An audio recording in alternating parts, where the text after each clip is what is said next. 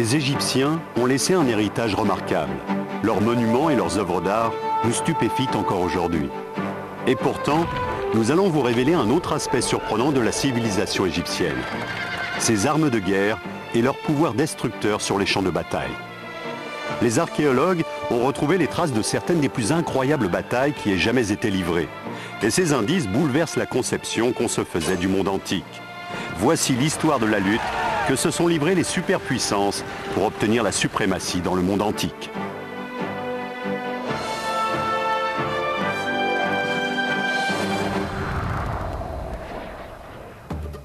Nous nous imaginons la civilisation égyptienne comme une civilisation de la culture et les Égyptiens comme un peuple instruit qui vouait un culte à ses divinités et qui était parvenu à un très grand degré de raffinement.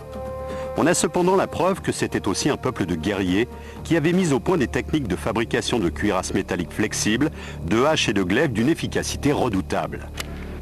Certaines de ces techniques sont de véritables innovations. Et certaines des batailles qu'ils ont livrées ont été des batailles à très grande échelle. La plus grande de toutes a sans doute été la bataille de Kadesh. Elle a opposé les Égyptiens, commandés par Ramsès II, aux Hittites, dirigés par le roi Mouatali. C'est le premier conflit sur lequel nous ayons des renseignements précis. Aujourd'hui encore, on parlerait de batailles gigantesques mettant aux prises des milliers de chars. On peut estimer raisonnablement que les chars en présence ont dépassé le chiffre de 6000. Les Égyptiens, comme les Hittites, allaient expérimenter de nouvelles armes sophistiquées sur le champ de bataille. On pourrait presque comparer la situation entre les Égyptiens et l'Empire hittite à la guerre froide qui a opposé les États-Unis et l'Union soviétique au cours de la seconde moitié du XXe siècle. La bataille de Kadesh allait marquer un véritable tournant historique dans le règne du grand pharaon Ramsès II. Quand Ramsès accède au trône très jeune, de nouvelles puissances se sont développées tout autour de l'Égypte et grignotent ses frontières. Il doit répliquer à ces menaces sans plus tarder. En soldat aguerri et courageux, Ramsès protège le territoire de l'ancienne Égypte, ce qui permet à son peuple de vivre dans l'abondance. Le véritable problème, c'est la sécurité des frontières égyptiennes. L'Égypte est un pays magnifique. Le Nil majestueux irrigue les berges et les fertilise. Durant des milliers d'années, les Égyptiens ont profité des bienfaits de cette situation exceptionnelle et pourtant, un problème important subsiste. Du fait que le pays est exposé à l'Orient méditerranéen, ces territoires sont susceptibles d'être attaqués par des ennemis qui franchissent les contrées environnantes. Si on me donnait à choisir le pays où j'aurais voulu vivre dans l'Antiquité, ce serait l'Égypte. Entre autres parce que c'était un pays plein de ressources alimentaires. Dans la Bible, on lit des récits de gens qui se rendent en Égypte pour fuir la famine dans leur propre pays. Au XIIe siècle avant Jésus-Christ, les Égyptiens avaient un puissant voisin particulièrement menaçant. Cette civilisation ennemie, ce sont les puissants Hittites. Il s'agit d'une puissance avec laquelle l'Égypte doit compter. À son apogée, le royaume hittite a sous sa coupe une grande partie de la Turquie actuelle, s'étend à l'est jusqu'au fleuve Euphrate et au sud jusqu'à la frontière égyptienne. Son territoire englobe l'actuelle Syrie. Les premières traces de son existence remontent au XIXe siècle avant Jésus-Christ. Les Hittites ont été une grande puissance 7 siècles durant. Pourtant, cet empire magnifique sombre dans l'oubli. Durant des milliers d'années, cette civilisation est restée ignorée. Et puis, en 1905, on fait une série de découvertes extraordinaires sur le site d'Atuzas, en Turquie. Sur ce site, on trouve encore régulièrement des armes et des vestiges architecturaux. Les archéologues ont utilisé ces vestiges pour rebâtir les remparts imposants et donner un aperçu de la taille et de la puissance de cette antique cité. On peut juger de la puissance de cet empire, de cet État, par la taille de ses remparts monumentaux. Certaines caractéristiques de ces édifices sont comparables à celles de monuments symboliques modernes, par exemple à la Maison-Blanche à Washington, ou à d'autres bâtiments dans le monde qui ont été édifiés pour symboliser et incarner la puissance de tel ou tel État. On comprend à présent l'importance qu'avait l'antique cité d'Atouzas et la puissance militaire qui devait être celle du peuple hittite. Ils avaient sans doute une grande armée, puissante et bien organisée. C'était un des éléments clés de leur politique. On a fait des découvertes exceptionnelles et très intrigantes qui prouvent le haut degré de technicité des Hittites dans la fabrication des armes. Entre autres, de superbes pointes de flèches et de javelots en bronze, des poignards et une lame de hache extrêmement bien conservée, vieille de 3000 ans. Découverte particulièrement révélatrice, un bas-relief taillé dans la pierre, trouvé dans un rempart à 15 km au nord d'Atouzas, qui montre les glaives recourbés que les Hittites utilisaient sur le champ de bataille. Ces gardes sont tous représentés brandissant des glaives en forme de faucille. On suppose que cette arme était très répandue chez les Hittites. Ces armes insolites étaient très spécifiques des Hittites. Ce sont eux qui ont mis au point ces lames courbes d'une efficacité redoutable. Ces armes ne ressemblaient pas du tout à celles que les Égyptiens utilisaient. Les Égyptiens ont commis une erreur fatale. Ils ont laissé leur système militaire sombrer dans la décrépitude et n'ont pas su renouveler leur équipement militaire. C'est le plus sûr moyen de courir au désastre, quelle que soit la période historique concernée. Ainsi, l'armée égyptienne de cette époque se composait de fantassins, de porteurs de lances et d'archers. Durant des milliers d'années, les Égyptiens n'ont pas eu besoin d'inventer d'autres armes, car leurs ennemis n'étaient pas mieux équipés qu'eux. Mais les choses ont changé lorsqu'ils se sont trouvés confrontés aux Hittites. On a testé de façon très approfondie des répliques d'armes égyptiennes, telles que cette masse d'armes. C'est à Oxford, en Angleterre, que se trouve conservée l'une des plus anciennes de ces masses. Cette arme surprenante est connue sous le nom de masse du roi Scorpion. Cette masse, vieille de 3000 ans et superbement ornée, était utilisée lors de cérémonies. Mais il existait d'autres versions simplifiées de cette arme destinée à fracasser les crânes sur le champ de bataille. La technique utilisée pour percer un trou au centre de la masse est assez phénoménale. Ils chauffaient la pierre et versaient de l'eau dessus, juste quelques gouttes d'eau pour provoquer une petite fissure. Ensuite, on enlevait les petits débris et on répétait l'opération de très nombreuses fois pour obtenir un trou parfaitement centré qu'on pouvait ensuite parfaire à la main. Ces masses permettaient de casser rapidement et efficacement des objets très durs. Un simple coup de masse pouvait provoquer des dégâts considérables. C'était une arme terrible si on l'assénait sur un crâne non protégé. Grâce à la technologie moderne, on peut constater les dégâts qu'une lourde masse peut causer sur les os du crâne. En utilisant une caméra qui filme à 2500 images par seconde, on peut vérifier à quel point cette arme a des effets dévastateurs.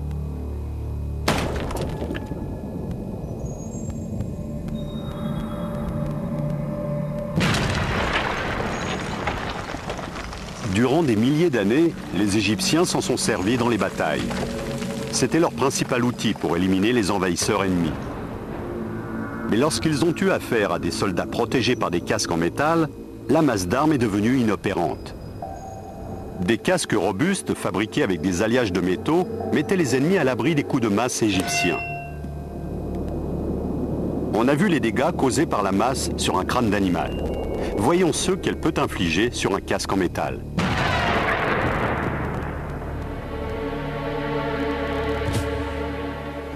Voyons cela. Juste sur un des rivets. Tenez, ça concorde parfaitement.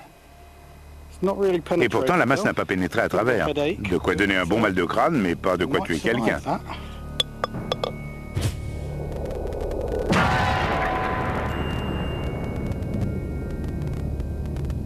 Au XIIIe siècle avant Jésus-Christ, l'armée égyptienne est en position de faiblesse face aux forces ennemies mieux équipées. Elle a pris du retard dans la course aux armements qui se déroule dans l'Antiquité. Géographiquement, l'Égypte était bien protégée puisqu'elle était entourée de déserts au sud, à l'est et à l'ouest, et au nord par la Méditerranée. Elle n'a donc pas eu besoin de développer sa technologie militaire. Mais par la suite, quand elle a eu à subir la menace des peuplades africaines au sud, puis de la Syrie et de la Palestine au nord-est, Il lui a fallu inventer des techniques militaires plus efficaces et rattraper les autres civilisations rivales, celles qui ont créé un empire dans le nord-est de l'Afrique et en Syrie-Palestine. Mais un des pharaons égyptiens va comprendre à quel point il est important de doter son pays de la meilleure technologie militaire s'il veut survivre et prospérer. Si Ramsès II voulait continuer à jouer un rôle majeur dans le monde antique, il fallait absolument qu'il comble son retard militaire. Son armée devait pouvoir rivaliser avec celle des Hittites. Il fallait inventer de nouvelles armes capables de faire des carnages dans les rangs ennemis. Des armes comme la hache pénétrante. Au XIIe siècle avant Jésus-Christ, l'Égypte se contente de vivre sur ses acquis. Voilà des milliers d'années qu'elle n'a pas amélioré ses techniques de combat. Les guerriers égyptiens sont habitués aux armes simples sur lesquelles ils comptent depuis des siècles, comme la masse. Cependant, face à la menace grandissante que les Hittites font peser sur l'Égypte, elle doit entrer dans la course aux armements. Le grand pharaon Ramsès II a décidé de bouleverser la technologie et la stratégie militaire afin de permettre à l'Égypte de conserver toute sa puissance. Ramsès II est devenu l'archétype du pharaon. Il n'est donc pas surprenant que presque tous les pharaons de la 20e dynastie se soient appelés Ramsès. Ramsès est le fils de Séti Ier. Il naît aux alentours de 1302 avant Jésus-Christ. À l'âge de 14 ans, son père le nomme prince régent. On pense qu'il est monté sur le trône peu après 20 ans et qu'il a régné de 1279 à 1213 avant Jésus-Christ. C'est le plus entreprenant de tous les pharaons. Et beaucoup de monuments qu'il a fait édifier lui survivent encore aujourd'hui. Parmi ceux-ci, le célèbre temple d'Abou Simbel, taillé dans le roc, la vertigineuse salle hypostyle de Karnak, décorée sous son règne, et son temple funéraire, le Ramesséum, à Thèbes, sur la rive gauche du Nil. Plus de 3000 ans après, la splendeur de ces édifices stupéfie encore nos architectes et nos ingénieurs. Ramsès II est un pharaon extrêmement ambitieux qui veut s'emparer de nouveaux territoires et défendre ceux qu'il possède déjà. Il sait que son armée doit être aussi bien équipée que celle de ses voisins belliqueux. Une des premières tâches qui attend Ramsès II consiste à contenir l'Empire hittite. C'est la nouvelle puissance émergente du Moyen-Orient. Elle attaque les frontières de l'Égypte et perturbe ses échanges commerciaux. Mais comment les Égyptiens vont-ils s'y prendre pour mener à bien cette tâche difficile? Sous Ramsès, ils commencent à s'emparer des armes de leurs ennemis et s'habituent à leur maniement. En 1720 avant Jésus-Christ, l'Égypte a été envahie par un peuple de guerriers, les Hyksos. L'Égypte les a vaincus et a copié leurs armes. Les rois de Thèbes avaient chassé les Hyksos d'Égypte. Et l'expérience leur avait appris qu'ils étaient capables d'adopter et d'adapter les armes introduites en Égypte à cette époque. Si bien que lorsqu'un souverain étranger se trouvait face à l'armée égyptienne, il savait qu'il aurait affaire à la meilleure technologie et aux meilleurs armements. Incroyable mais vrai, l'une des armes les plus dangereuses mises au point par les Égyptiens est la hache pénétrante. Au musée du Caire, on peut admirer une magnifique hache de cérémonie vieille de 3500 ans. L'artisan a fabriqué cette arme avec une précision telle que la hache est encore affûtée aujourd'hui. L'alliage de plusieurs métaux devient un facteur déterminant pour augmenter sa robustesse. À Herefordshire, en Angleterre, le forgeron Steve Blewett utilise encore des techniques qui n'ont pas changé depuis des milliers d'années.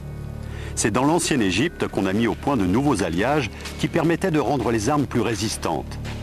Chaque amélioration donnait aux soldats un avantage supplémentaire. Quand on reproduit des objets comme celui-ci, on utilise exactement les mêmes techniques. On se sert de foyers ouverts et de moules, et on découvre encore des procédés qu'on avait oubliés et qui ont été utilisés il y a plus de 2000 ans. Voici une hache égyptienne pénétrante en bronze. Pour autant qu'on sache, il devait s'en servir contre les fuyards ou les blessés. Ce nouveau type de hache pénétrante pouvait causer de sérieux dégâts, même si l'adversaire avait pris soin de se protéger. Il s'agit d'un bronze qui est un alliage de cuivre et d'étain.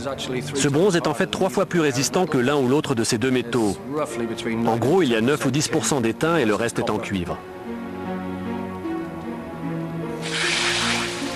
Forger ce type d'alliage demande beaucoup de travail encore aujourd'hui. Auparavant, ils n'utilisaient que le cuivre qu'ils savaient rendre très dur. Mais le tranchant s'émoussait beaucoup trop vite et il était nettement moins facile à mouler que le bronze. On aurait beaucoup de mal à forger des haches en cuivre aujourd'hui. L'usage du bronze assurait une plus grande solidité et un tranchant beaucoup plus durable. Dans des mains expertes, cette hache était une arme mortelle. Aujourd'hui, les égyptologues commencent à comprendre l'importance qu'a eu l'amélioration des techniques de fabrication d'armes dans l'Égypte ancienne. Voici la réplique d'une ancienne hache de combat égyptienne. Elle date de la période du Nouvel Empire, c'est-à-dire l'époque de Thoutmôsis III et de Ramsès II. Certes, on peut admirer ces objets pour leur beauté dans les vitrines d'un musée, mais on oublie parfois que c'étaient des engins de mort, destinés à massacrer des gens. La lame en cuivre ou en bronze est liée au manche par des lanières de cuir. Cette technique peut sembler un peu aléatoire, mais le cuir était placé avant d'être traité, si bien qu'après traitement, le cuir se rétrécissait, la tâche était plus serrée et donc vraiment très sûre. En outre, les soldats pouvaient assurer la maintenance de leur arme. Si le manche était détérioré, ils pouvaient le remplacer eux-mêmes, il n'y avait pas besoin d'atelier militaire. Ce long manche donne à celui qui s'en sert une plus grande allonge. Cette forme renflée au bout du manche n'est pas seulement là pour l'esthétique, elle assure une meilleure prise.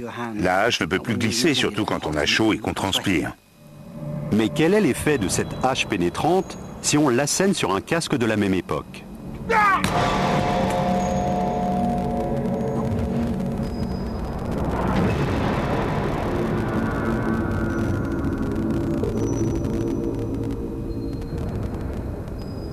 Le coup est beaucoup plus efficace qu'avec la masse. J'ai presque réussi à fendre le casque. Si à l'intérieur, le crâne serait probablement fracturé. Pronostic vital réservé.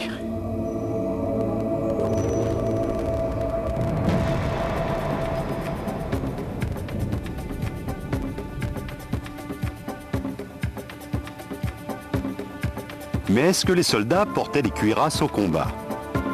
En raison de la chaleur suffocante, la plus grande partie de leur anatomie était exposée aux flèches et aux tranchants des armes. Ici ou là, on voyait des conducteurs de chars harnachés de bandelettes de cuir. Mais le pharaon, lui, devait être protégé durant la bataille. Sur ce coffre décoré, on voit le pharaon Toutankhamon représenté avec une cuirasse. Ramsès II partait lui aussi au combat revêtu d'une cuirasse de cuir. Mais les Hittites avaient une longueur d'avance. Ils avaient mis au point des cuirasses métalliques flexibles. Voici une reconstitution de cuirasse exécutée il y a quelques années. Chaque pièce recouvre la moitié de celle qui est au-dessous. Et du fait de ces pièces qui se chevauchent, on obtient une armure fermée mais qui reste flexible. Si une flèche vient frapper droit dessus, elle ne pénètre pas. Si elle frappe obliquement, elle reste coincée entre les lames de la cuirasse. Celle-ci est conçue pour protéger les hommes contre des blessures, mais on en a trouvé de plus grandes qui, de toute évidence, étaient destinées aux chevaux. Les fantassins devaient se fier à leurs boucliers pour se protéger. Et la forme de ces boucliers n'avait pas changé depuis des siècles. Ces boucliers égyptiens sont en bois recouverts de peau de léopard. Ceux qu'on utilisait au combat étaient assez semblables de forme, mais moins extravagants.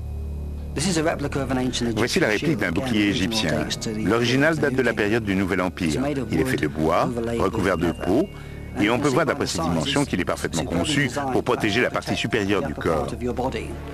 Ce bouclier est assez grand pour me protéger moi et peut-être quelqu'un d'autre contre les flèches, les lances et les coups de hache. Il est assez grand pour permettre à un soldat de s'agenouiller derrière. Imaginez-vous face à l'infanterie égyptienne avec un rempart de ces boucliers, elle serait à l'abri de vos flèches et dans le combat au corps à corps, elle serait protégée contre vos coups d'épée et de hache. Ramsès II exigeait pour ses troupes les armes les plus perfectionnées. Mais il se heurtait à une forte concurrence. Certaines armes, comme le khapèche, représentaient un véritable défi. Sa forme recourbée était directement inspirée de la faucille que les paysans utilisaient pour moissonner. Malgré ses humbles origines, c'est une arme extrêmement efficace et polyvalente. Le tranchant se situe en fait sur le bord extérieur de la lame. Voici un glaive à lame droite probablement introduit par des mercenaires. Il est inspiré du modèle grec. Les Romains utilisaient aussi des glaives semblables à celui-ci. C'était une arme utilisée dans toute l'Europe. Ils savaient la manier avec beaucoup plus d'habileté que nous. On a perdu le savoir-faire, mais on redécouvre peu à peu leur technique de fabrication. Ces glaives, vieux de 3000 ans, sont ceux qui auraient eu la faveur de Ramsès II. Il s'agit de glaives européens, à lame droite et filet en pointe, dont le centre de gravité est situé à l'extrémité. Leur légèreté permettait aux fantassins de base de les utiliser pour combattre, et leur tranchant en faisait une arme mortelle. Les Hittites et d'autres ennemis de l'Égypte préféraient le glaive rectiligne, la bonne vieille épée qu'on projette en avant. Mais dans un combat ouvert, on peut aussi l'utiliser en revers, et ce pouvoir tranchant en fait une arme à double fonction. Les Égyptiens préféraient le khapèch, une arme à lame courbe. Et la caractéristique de cette lame courbe, c'est qu'en entamant la chair, elle la tranche naturellement. De par sa forme, elle est techniquement plus efficace pour trancher. À force de les avoir vus pendant des années représentés sur des bas-reliefs, j'avais fini par penser que c'était des armes aussi primitives que des serpes. Je me disais que les Égyptiens s'étaient simplement inspirés d'un outil agricole, qu'il s'agissait d'armes un peu frustres et gauches. Mais en manipulant cette belle réplique, je trouve que c'est une arme très bien conçue. En fait, elle est presque parfaitement dessinée, parce qu'elle remplit toutes les fonctions. Je peux attaquer de front parce que la courbe est telle que le niveau d'impact est dans le prolongement de mon épaule, et qu'elle comporte un crochet. Si bien que je peux crocheter le bouclier de mon adversaire, l'abattre et lui porter un coup au visage. Et si ça ne suffit pas, je peux lui ouvrir la mâchoire.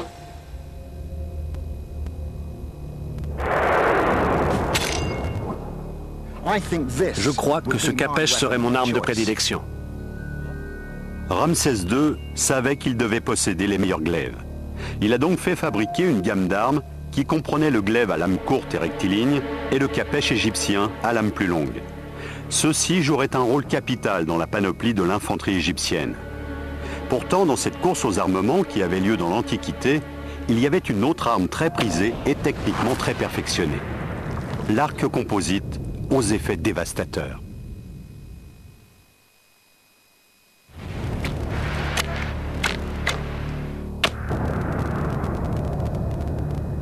En Égypte, au XIIe siècle avant Jésus-Christ, Ramsès II se constitue une puissante armée pour protéger son pays et conquérir de nouveaux territoires. Mais pour ce faire, il lui faut se doter des armes les plus perfectionnées qu'on puisse se procurer. L'une de ces armes a un gros impact sur les champs de bataille, l'arc composite. Bien caché dans les dédales du musée du Caire, se trouve un ensemble unique de ces arcs composites. Ces arcs incroyables ont 3000 ans d'existence. Ils ont tous été merveilleusement bien conçus. Les Égyptiens se sont servis d'arcs et de flèches durant des siècles. Mais les envahisseurs ennemis, comme les Hyksos, leur ont révélé de nouvelles techniques de fabrication. Les Hyksos munis d'arcs composites affrontent les Égyptiens. Les Hyksos peuvent rester hors de portée des archers et les tailler en pièces avec leurs arcs perfectionnés. Pour les Égyptiens, la seule solution consiste à s'emparer des arcs des Hyksos. Les Égyptiens utilisaient des arcs simples de 1 à 2 mètres de hauteur. Mais ceux-ci sont surclassés par les arcs composites plus puissants. Cet arc composite est conçu pour avoir la plus grande portée possible, tout en gardant une taille et un poids qui permettent de le manier. L'intérieur de cet arc dissimule une trouvaille technologique extrêmement sophistiquée. La structure de l'arc est constituée de fines lamelles de cornes de buffle qui conservent leur forme et agissent comme de puissants ressorts lors du tir. Cette corne est attachée à une pièce de bois préformée avec de la résine. On laissait sécher la pièce pendant un mois. Une fois que l'ensemble est joint, on enlève la corde et on n'a plus qu'une seule pièce. Cette corne ici fait office de puissant ressort, mais il y a tellement d'énergie contenue dedans qu'elle risque d'exploser et de rompre l'ensemble. Pour le renforcer, on employait des tendons d'origine animale. Battus jusqu'à ce qu'ils deviennent fibreux, on les enroulait autour de cette structure pour accroître sa résistance. Ce sont des fibres d'une résistance incroyable. capables de supporter de très fortes tensions. Pour finir, elles ressembleront à ça. Et on les enroule autour de la structure de corne et de bois pour la renforcer et protéger l'ensemble de la structure. Tous les éléments étaient maintenus ensemble grâce à une résine collante qu'on extrayait de certains poissons. Mais c'était un travail qui demandait beaucoup de temps. Ce genre d'opération demande entre 18 mois et 2 ans d'efforts pour que l'ensemble soit au point et atteigne la résistance voulue. La fabrication des arcs composites était le résultat d'une technologie très avancée, mais c'était une technologie très chère. Aujourd'hui, les matériaux composites équivalents sont les fibres de verre ou les fibres de carbone. Cela revient au même. La corne est essentiellement composée de carbone. La fibre de verre, une fois passée au laminoir, est un matériau qu'on utilise dans l'astronautique ou pour fabriquer différents ustensiles de notre société moderne. Mais le concept de structure composite, qui donne une force extrême, remonte à l'Égypte ancienne.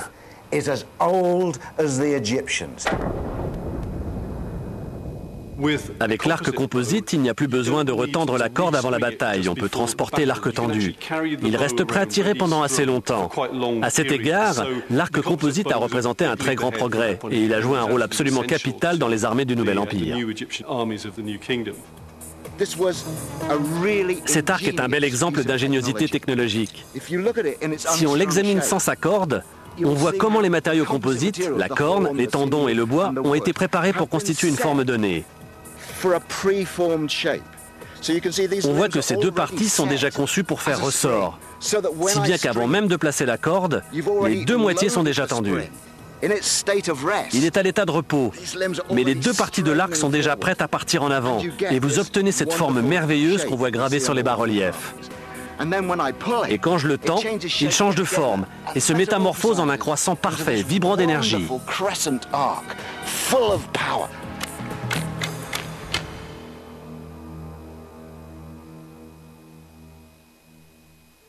L'arc composite exigeait 18 mois de fabrication. C'était donc une arme précieuse et respectée. Ces arcs composites, extraordinairement ornés, ont été découverts dans la tombe de Toutankhamon et comptent parmi les plus beaux qu'on ait jamais trouvés. L'arc composite était le plus puissant des arcs de l'Antiquité. Il a fallu des milliers d'années d'efforts pour obtenir cet arc parfait. Mais quelle était son efficacité ?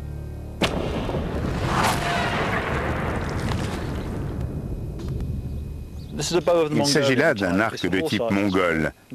C'est un arc de cavalier conçu pour être utilisé à cheval. Ce sont des embouts joints à l'arc par des genouillères qui ajoutent de l'énergie à l'arc. Ces ajouts vous permettent de bander l'arc de façon presque illimitée. Et c'est ainsi que l'arc devient efficace. C'est là que les embouts donnent un surcroît d'énergie à l'arc. Celui-ci est un arc composite moderne. Il s'agit d'une copie fabriquée avec des matériaux modernes moins performants que les matériaux originaux. Jadis, ils étaient fabriqués artisanalement. Disons qu'ils étaient sans doute 2 fois plus puissants que celui que j'utilise maintenant. La vitesse de la flèche au moment où elle quitte l'arc est incroyablement élevée. Il a fallu filmer en accéléré, puis ralentir l'image pour se rendre compte de l'efficacité et de l'ingéniosité qu'exige une telle arme.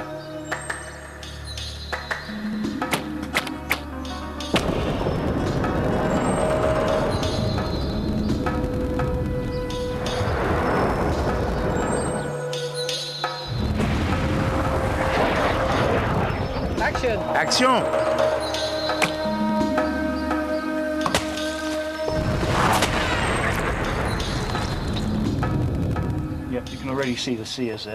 Oui, on voit déjà les embouts qui commencent à revenir.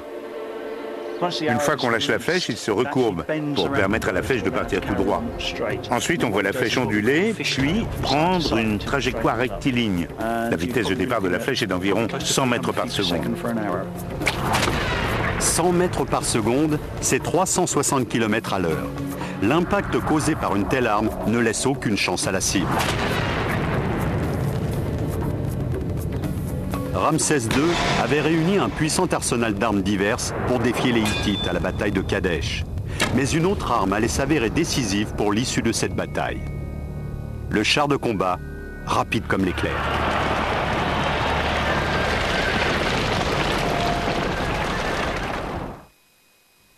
Dans l'Antiquité, les chars sont les engins militaires les plus importants. Toute superpuissance se doit d'en posséder. Les chars ont évolué au fil du temps. Au début, ce n'étaient que des chariots un peu balourds avec des roues pleines.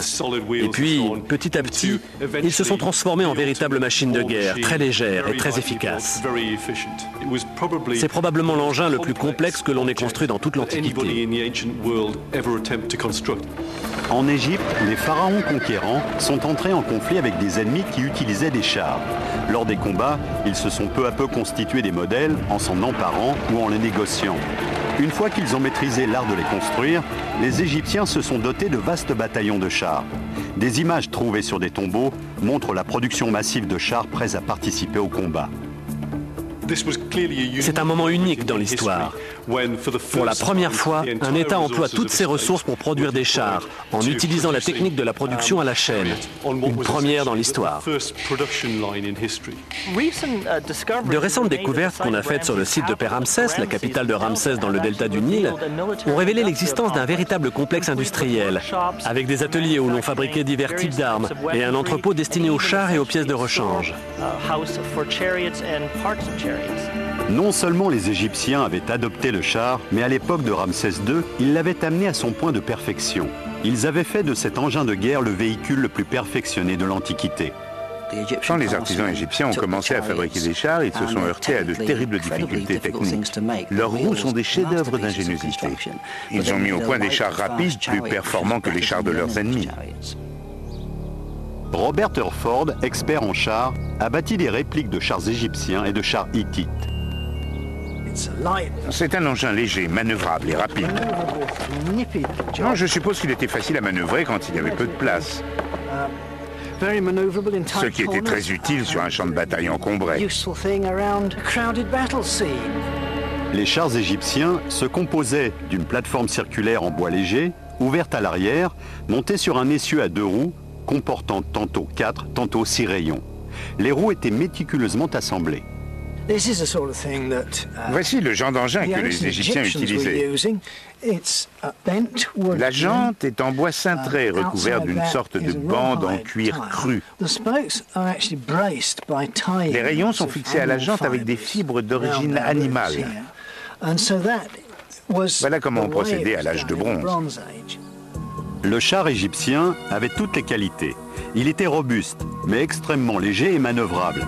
Le char hittite, lui, était beaucoup plus lourd et plus endurant. Il était parfait pour effectuer des percées dans les rangs, mais il était beaucoup plus lent. Chacun avait ses qualités. En plaçant l'essieu plus en arrière sur leur char, les Égyptiens conçoivent un engin qui a un rayon de braquage beaucoup plus court et qui leur permet des manœuvres rapides. Mais l'essieu plus massif du char hittite l'autorise à transporter un 3e homme au combat. Ici, nous voyons un détail de la bataille de Kadesh où figure un char hittite très caractéristique. Il s'agit d'un char plus gros et plus lourd que le char égyptien. Il transporte un équipage de 3 hommes. Autre caractéristique hittite, ce bouclier en forme de clepsydre. Le char transportait un conducteur, un porteur de bouclier et un archer. Le rôle du 3e homme consistait à protéger ses compagnons des armes ennemies. Le porteur de bouclier montait à bord pour protéger l'archer. Quand l'équipage était attaqué par d'autres chars, tout était une question de manœuvre. Les Égyptiens tentaient de le déborder sur le côté, en général du côté droit, parce que l'archer avait du mal à tirer, étant donné que le conducteur s'interposait entre lui et sa cible. Ils arrivaient donc à sa hauteur et tiraient sur le char. Le porteur de bouclier tentait de protéger l'archer et le conducteur contre ses attaques.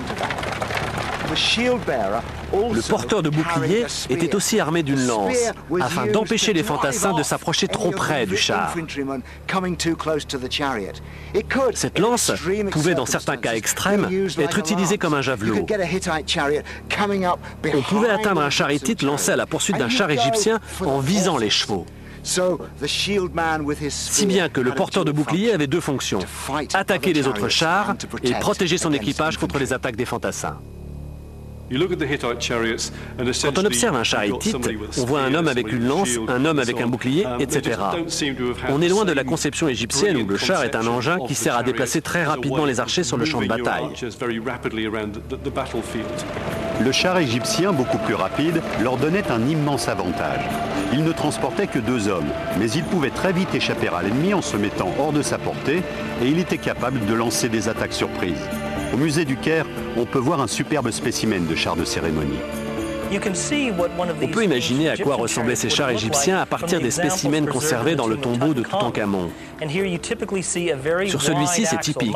On observe que l'essieu est très large, beaucoup plus large que le char lui-même, et que les roues sont placées très en arrière de la plateforme.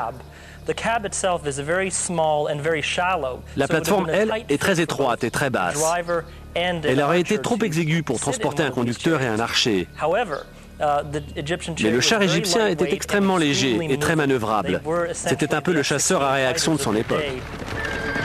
Ramsès II avait donc recruté ses troupes et les avait équipées d'armes sophistiquées. Il était prêt à livrer bataille. Il faut se rappeler que les Égyptiens n'ont pas eu de chevaux ni de chars avant le Nouvel Empire. Si bien que Ramsès II, qui disposait d'arcs composites, de chevaux et de chars, s'était doté du meilleur équipement militaire qui soit. La réputation de Ramsès II en tant que grand chef militaire allait reposer sur sa victoire à Kadesh. Mais quand allait-il frapper ?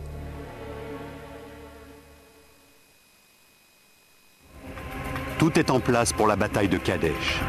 Ramsès II a préparé ses troupes. Il dispose des armes les plus perfectionnées et il est prêt à se lancer dans la plus importante bataille de sa vie.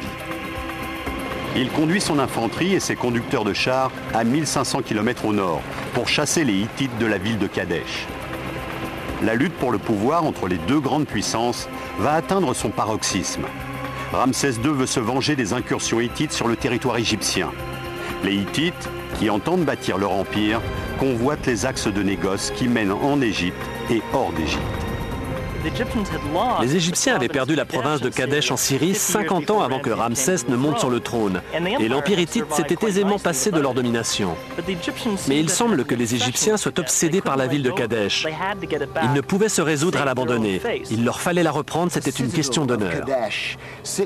La citadelle de Kadesh se trouve perchée sur un massif rocheux qui domine une vaste plaine, un théâtre idéal pour une bataille de chars. Et par cette plaine passe une voie de commerce convoitée et lucrative. Ramsès veut s'en emparer. C'est pour cela qu'il emmène ses troupes à 1500 km au nord pour affronter le roi Muwatalli et s'emparer de Kadesh. Ramsès parvient finalement sur les plaines dominées par Kadesh. Il sait que les troupes du roi Muwatalli sont dans les parages et qu'il va affronter une redoutable armée de plusieurs milliers d'hommes et de conducteurs de chars bien armés. Son armée est inférieure en nombre et sa seule chance de victoire consiste à déployer stratégiquement ses fantassins bien armés, mais plus encore ses archers très entraînés à bord de leurs chars rapides comme l'éclair. Mais quelle technique de combat Ramsès va-t-il employer pour être sûr que ses archers prennent l'avantage ? La tactique décisive consiste à déclencher de brèves attaques ciblées en criblant l'ennemi de flèches lancées en rapide succession.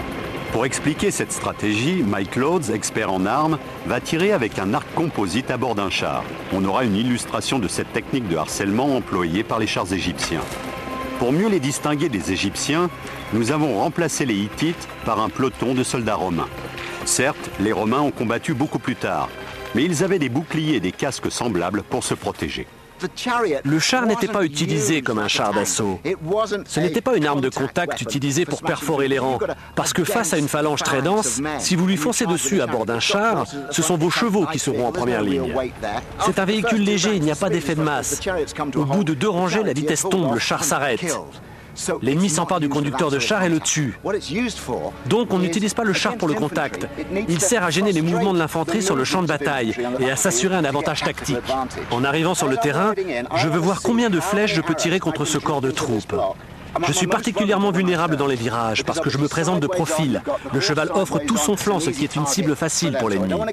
Je préfère donc ne pas trop m'approcher de l'ennemi, aller aussi près que possible en virant très serré et tirer encore quelques flèches en m'éloignant.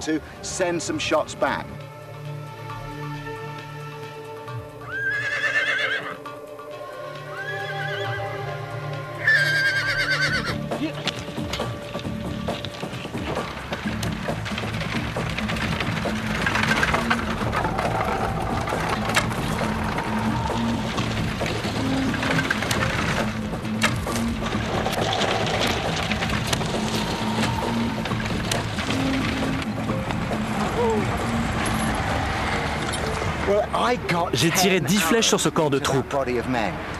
Sur ce circuit de 250 mètres, on peut supposer que les chars se succédaient à une longueur de cheval de distance. 50 chars y tiendraient facilement, ce qui nous donne une cadence de 1000 flèches par minute. Un hélicoptère Apache ne tire que 1200 coups à la minute. Il est assez phénoménal que la technologie antique fasse presque aussi bien. C'est même tout à fait extraordinaire.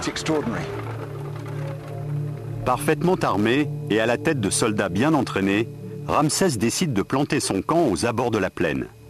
Mais il ignore que le roi Muwatalli et ses troupes se sont massés hors de sa vue, cachés derrière la montagne dominée par Kadesh. Voyant là une occasion, Muwatalli décide d'envoyer 2500 soldats attaquer le camp égyptien. Mais au moment où ceux-ci contournent la montagne, un bataillon d'1 millier d'Égyptiens surgit. Les Hittites tirent leurs glaives et leurs poignards. La plupart des Égyptiens qui ne s'attendaient pas à combattre aussi vite se font massacrer. Encouragés par ce premier succès et par l'efficacité de leur attaque surprise, les Hittites décident de se diriger vers le camp de Ramsès II. Les Égyptiens ne soupçonnent pas ce qui s'est passé et tout à coup, ils voient fondre sur eux les chars qui les débordent. La surprise est totale. Les chars sont très utiles pour déplacer rapidement des forces d'un lieu à un autre. Une division de chars qui fonce droit sur vous, c'est un spectacle impressionnant.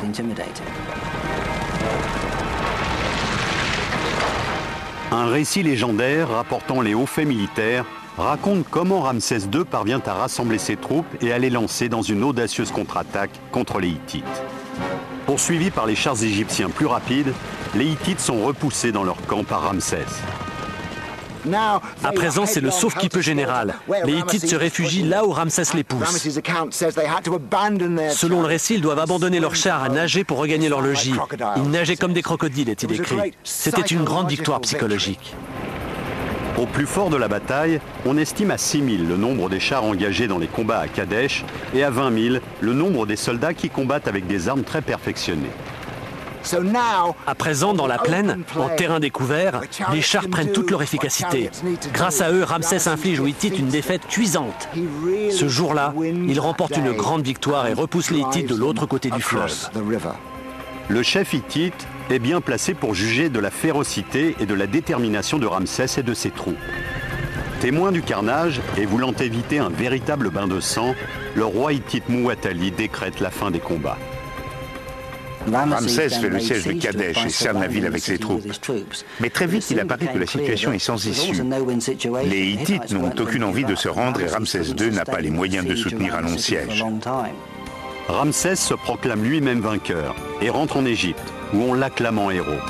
En réalité, les deux chefs ont conclu un pacte. La bataille de Kadesh n'a pas été une grande victoire pour Ramsès II. Aujourd'hui, on considère qu'elle s'est soldée par un statu quo, mais il a su le transformer en victoire grâce à une propagande bien faite. Pour les Égyptiens, c'est un grand chef qui s'est couvert de gloire. Ramsès II a fait inscrire sur les temples de grandes déclarations de victoire, vantant la suprématie qu'il avait acquise dans l'Antiquité. Les escarmouches autour de Kadesh continueront pendant une quinzaine d'années.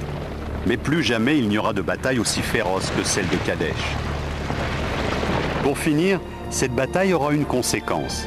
Les Hittites et les Égyptiens uniront leurs forces pour combattre une autre civilisation qui les menace tous les deux, les Assyriens. Remarquable évolution stratégique, les Égyptiens et les Hittites signeront le premier traité de paix de l'histoire. On peut voir une copie de ce fameux traité de paix au siège des Nations Unies à New York. Nous disposons des deux versions écrites, la version égyptienne inscrite dans le temple de Karnak et la version hittite. Les deux superpuissances se sont mises d'accord pour être amies. Quel que soit le résultat, Ramsès II a fait de l'Égypte une nation victorieuse et une grande puissance militaire. Ramsès était l'homme qu'il fallait, l'homme providentiel. Et Ramsès était le pharaon de l'Égypte, un pays qui maintenait sa supériorité sur toutes les nations de son temps. La guerre a toujours été le catalyseur des découvertes technologiques.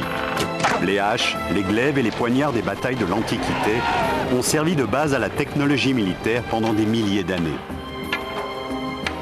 Quelles nouvelles découvertes restent encore à faire? Des découvertes qui nous obligeront à repenser tout ce qu'on croyait savoir sur le monde antique.